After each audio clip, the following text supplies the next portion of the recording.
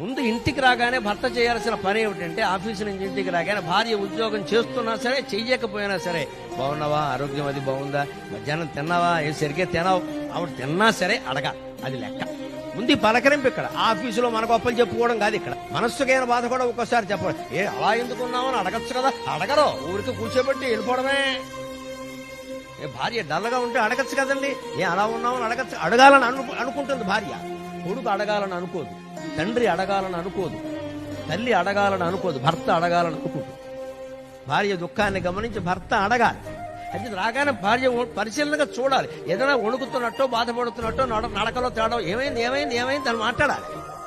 అక్కడ తండ్రి అవతారం ఎత్తాలమ్మా, భర్త కాదు, తండ్రి అవతారం ఎత్తాలి. ఓ తండ్రి కూతుర్ని పలకరించినట్టే పలకరించాలి. వాడు పొంగిపోతారు వెంటనే. ఆయనకి ఏమిటో నా మీద ఎంత ప్రేమ, అలా పట్టించుకుంటారా అని అడుగుతారు. పరమానందంగా ఉంటుంది.